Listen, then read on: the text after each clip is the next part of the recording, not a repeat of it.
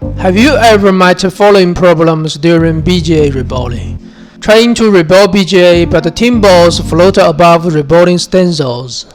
Or solder paste just float on BGA and doesn't shape balls, or even damages the reballing stencils. For rookie repairmen, how to complete a perfect BGA reballing is a big headache.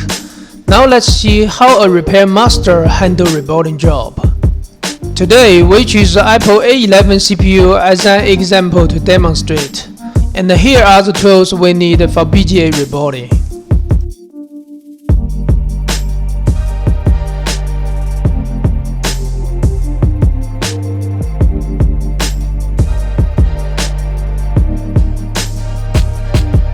During BGA reballing, the humidity of solder paste will decide the reballing effect directly.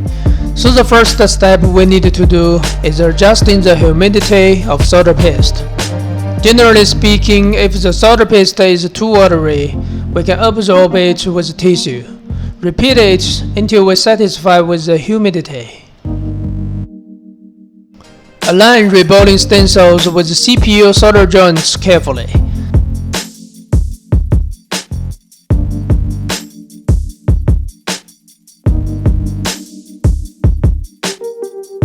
This requires lots of practice for rookie. After humidity adjusting, press stencils tightly. Fill solder paste into all stencil grids evenly with metal scraper, and scrape to appropriate thickness.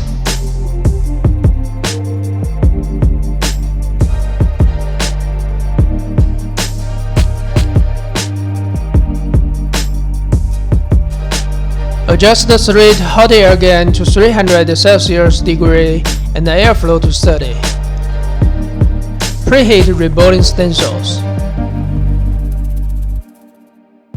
And start blow soldering from one side.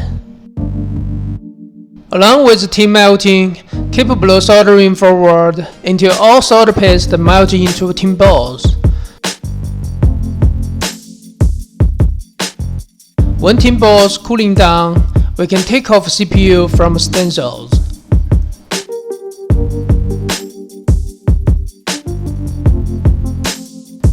If the CPU tin balls are not round enough, we can apply some solder flux.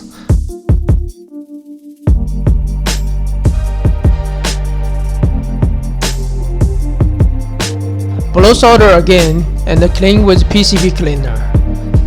Then we complete the CPU reballing perfectly. And let's do this again on iPhone 6 manpower IC.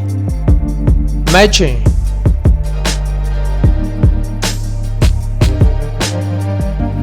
Fill solder paste.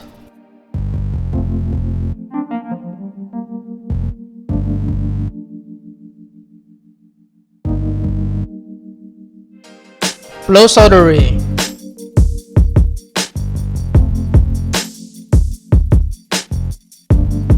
Take off manpower IC.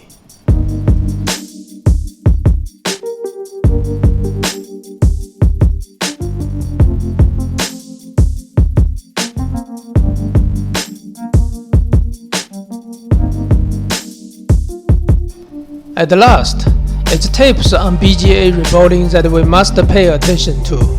First, adjust the solder paste to proper humidity.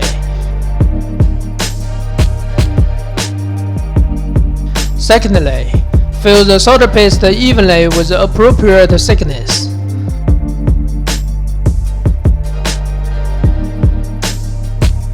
Thirdly, keep pressing stencils tightly from feeding solder paste until completing the blow soldering.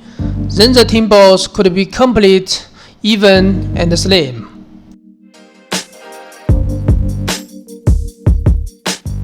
What if the tin balls are already float or unshaped on reballing stencils? First, don't try to remove floating tin balls with tweezers. This will damage stencils probably. Next, we can blow solder floating tin balls until it melts, and then remove stencils.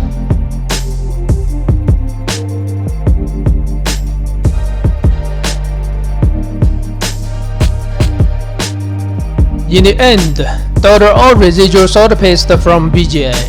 Then we can start reballing again. Thanks for watching, and next we will launch more repair skill video course. Please subscribe our channel and stay tuned for more updates.